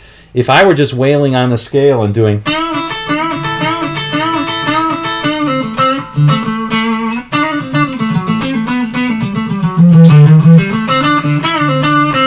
Now I'm just counting. I'm not really thinking about what everybody else is doing. So a lot of, I think, what will help you soloing and also knowing when to stop and knowing when the end is coming is really being in tune with those chord changes. It really makes a big difference. And what other band people are playing. And that's an ear thing. That's not a fingers thing. That's an ear thing. Okay, good stuff. Good questions today. Ben says, Mark, I remember in some of your past solo instruction videos you had some theory with it. That was helpful. So I'll try to keep doing that. PRS splits the difference. Oh, yeah, so we were talking about scales. Yes, PRS is a 25-inch scale. It's between the Gibson 24 3/4 and the Fender 25.5. 0.5. Yep. Yeah. All right. So let's see. So Robbie Love said, had to do that just to learn the notes on the neck. Yeah. You're right. You mean, so take 10 minutes a day or 5 minutes a day and just play these exercises. Yeah. If you don't know the notes, it's really important to learn them. So it's your only sure. There's a guy, Kid Anderson. I think he's from Norway. Really good player. He plays like jump blues. And I was listening to something that he did the other day, and he said, well, I had a student say, oh, well, Lightning Hopkins didn't know the notes on the guitar. And he said, yeah, well, I got news for you. You ain't Lightning Hopkins, okay? So do yourself a favor and learn the notes. I thought that was good advice. All right. Try to listen to bass and drums and listen to the song structure. Yeah. So it's hard to do. It's definitely hard to do, but and the same thing. Some of the things that I really take for granted. Yes, Damian Bocci is very good. He's a good player, and I like his sort of rockabilly jump blues lessons. He's good. He has a bike. The guy with the bicycle hanging in the back of him, I think. I got a stupid shirt hanging in the back of mine. I take this for granted, but I mean, a lot of people can't hear the difference between a minor and a major chord.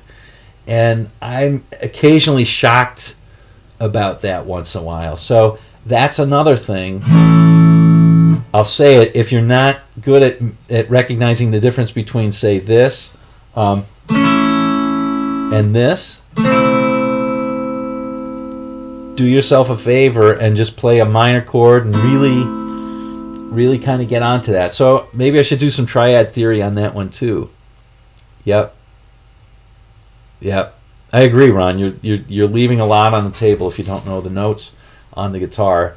If you don't know that this is an A instantly, and that's a C sharp, and that's an E, that's, it's going to hurt you. It's going to hurt you. It's going to help you if you do. It just makes a big difference if you do know it. Okay. So I mentioned that, if you don't know the difference between basically a major and a minor and a dominant, it's gonna that sound in your ears. Those are three sounds that you really need to get, and that'll help a lot. Again, I had a student recently who was I gave him. We're doing blues, and he wants to learn blues, and which is great. And I gave him the great. Did it? I gave him this.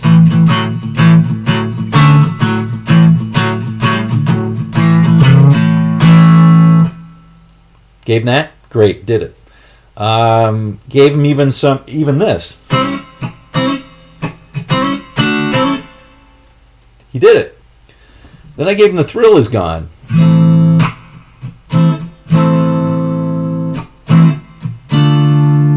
Right? A minor blues. And I gave it to him. I said, okay, this is he didn't get it. He came back and played major. It didn't register that it was wrong. So there's something in the ears that needs to recognize the difference between minor and major.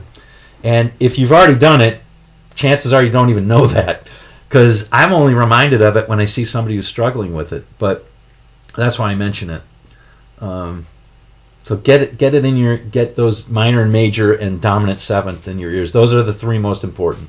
Minor and major are the two most important, and then if you pick a third, it's dominant seventh, if you can get that. Hey, Nemo. I'm just about to end it. We're going on for quite a while. Okay. Yeah. Took my ears a long time to get where they are, too. I know, it's very funny. There's all sorts of things that happen when you listen to things that's kind of amazing.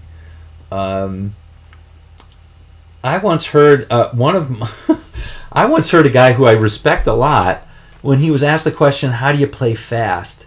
He said the best way to start playing fast is to listen to players who play fast. And I thought, that's a really interesting piece of advice. But there's some truth to it. You start listening and you start thinking, okay, here's how these notes are coming, and you get them in your brain, and it makes a difference when you sit down. Now, you can't instantly just play faster because the mechanics aren't there, but at least you're thinking about those things. So chances are, if you think it and then you try real hard, you'll get to play it. If I listen to a song without my guitar, it's not something that really common, like a 1, 4, or 5. Then I often can't tell if it's major or minor. I see. Yep. Well, I mean, the thing is, the more you can do it and then come back to it, that's a good thing, right? So what was we did the something the other day, right? The something chord progression. So it's something, pardon the pun, like this.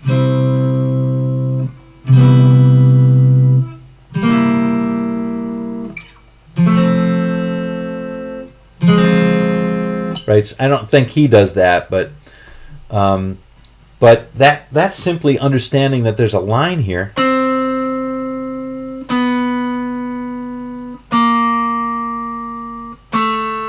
And then you just harmonize that.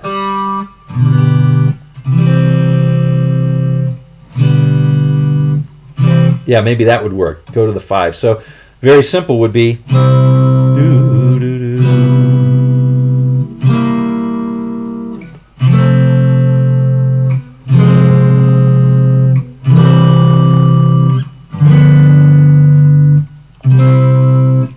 so that's a great chord progression, simple, but it's all based on this moving thing, and then I'm just struggling to harmonize it, right? So if I can play,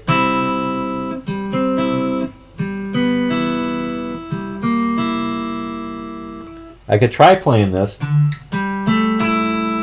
That might sound okay, but I'm feeling, oh yeah, that doesn't work anymore. So let me try and reharmonize that. That would work. That's a major 7. That would work. So instead of playing the F, I could play the F major 7. That sounds awful. That's not bad. That's okay. That's even better. So I could play this. I could play that diminished instead of the F minor 7, or instead of the F minor. So there's all sorts of things that are working now that I'm just working this line here.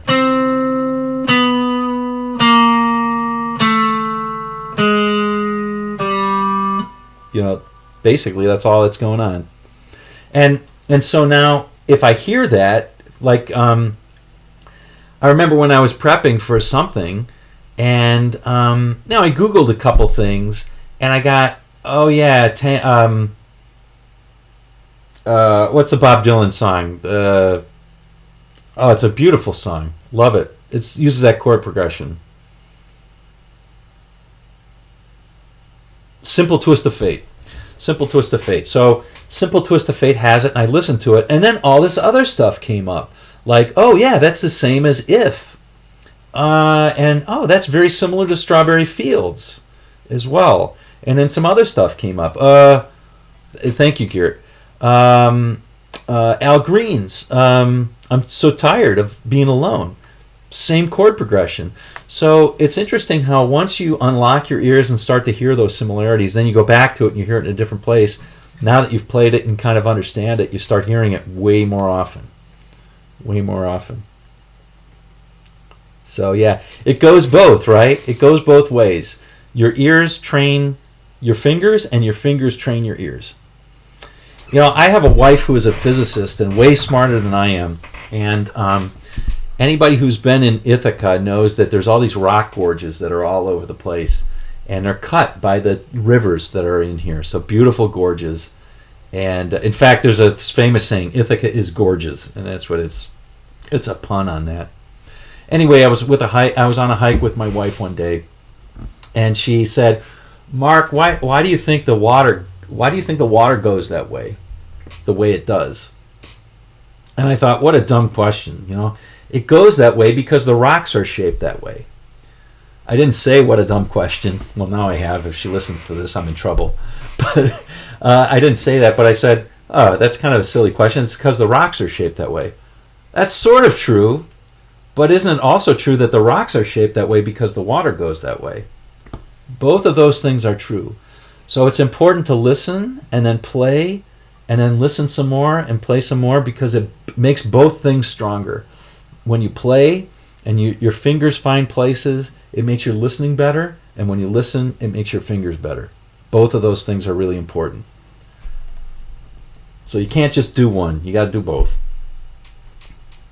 That was a cool analogy. I hope you're impressed by that one. I hope you're impressed by that one. I'm impressed by that one. I don't impress myself that much. All right.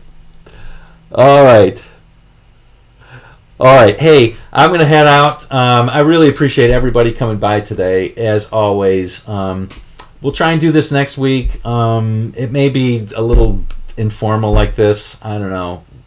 Less of a lesson-y sort of thing in the beginning. But in any ways, yes, I agree. TBA, neural pathways, brain plasticity, all that stuff. It's all good. So it really helps expand both of those things. No question about it. Hey, Ron, we'll see you on down the road for sure. Okay, always such a pleasure to share my Sundays with you guys, and we'll see you again later. Okay. Hello.